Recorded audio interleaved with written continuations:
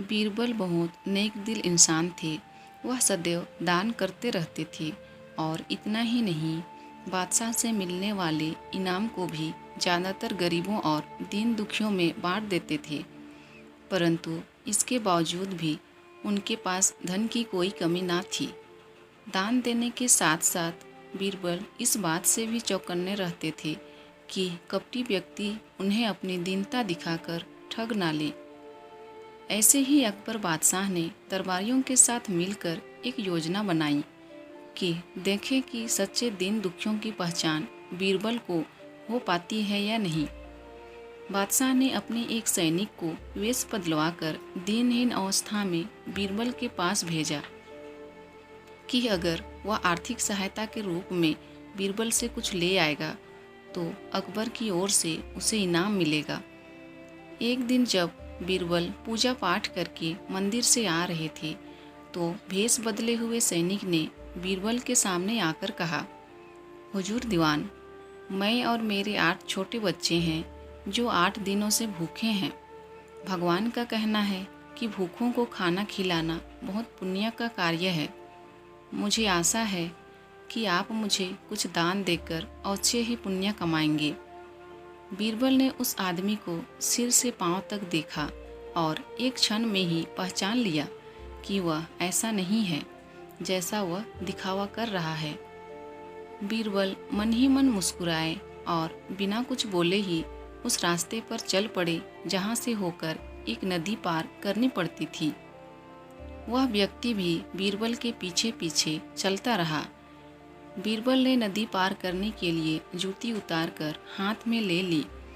उस व्यक्ति ने भी अपने पैर की फटी पुरानी जूती हाथ में लेने का प्रयास किया। बीरबल नदी पार कर कंकरीले मार्ग आते ही 2-4 कदम चलने के बाद ही जूती पहन लेता। बीरबल यह बात भी गौर कर चुके थे कि नदी पार करते समय उसका पैर धुलने के कारण वह व्यक्ति और भी साफ सुथरा, चिकना, मुलायम, गोरी चमड़ी का दिखने लगा था। इसलिए वह मुलायम पैरों से कंकरीले मार्ग पर नहीं चल सकता था। दीवान जी, दीन दुखी की पुकार आपने सुनी नहीं? पीछे आ रहे व्यक्ति ने कहा। बीरबल बोले, जो मुझे पापी बनाए मैं उसकी पुकार कैसे सुन सकता हूँ? क्या कहा? क्या आप मेरी सहायता करके पापी बन जाएंगे? हाँ, वह इसलिए कि शास्त्रों में लिखा है कि बच्चे का जन्म होने से पहले ही भगवान उसके भोजन का प्रबंध करते हुए उसकी माँ के स्तनों में दूध दे देता है, उसके लिए भोजन की व्यवस्था भी कर देता है। यह भी कहा जाता है कि भगवान इंसान को भूखा उठाता है पर भूखा सुलाता नहीं है। इन सब बातों के बाद भी तुम अपने आप को 8 दिन से भूखा कह रहे हो। इन सब स्थितियों को देखते हुए यही समझना चाहिए कि भगवान तुमसे रुष्ट हैं और वह तुम्हें और तुम्हारे परिवार को भूखा रखना चाहते हैं। लेकिन मैं उसका सेवक हूँ। अगर मैं तुम्हारा पेट भर दूँ तो ईश्वर मुझ पर रुष्ट होगा ही। मैं ईश्वर के विरुद्ध नहीं जा सकता। ना बाबा ना, मैं तुम्हें भोजन नहीं करा सकता क्योंकि यह सब कोई पापी ही कर सकता है। बीरबल का यह जवाब सुनकर वह चला गया। उसने इस बात की बादशाह और दरबारियों को सूचना दी। बादशाह अब यह समझ गए कि बीरबल ने उसकी चालाकी पकड़ ली है।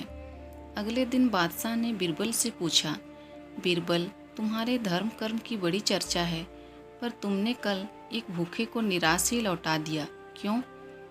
आलमपना, मैंने किसी भूखे को नहीं बल्कि एक ढोंगी को लौटा दिया था और मैं यह बात भी जान गया हूँ कि वह ढोंगी आपके कहने पर मुझे बेवकूफ़ बनाने आया था। अकबर ने कहा, बीरबल, तुमने कैसे जाना कि यह वाकई भूखा ना होकर ढोंगी है?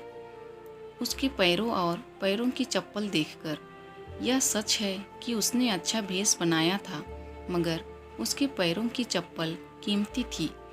बीरबल ने आगे कहा, माना कि चप्पल उसे भीख में मिल सकती थी पर उसके कोमल मुलायम पैर तो भीख में नहीं मिलने थे, इसलिए कंकर की गड़न सहन न कर सके।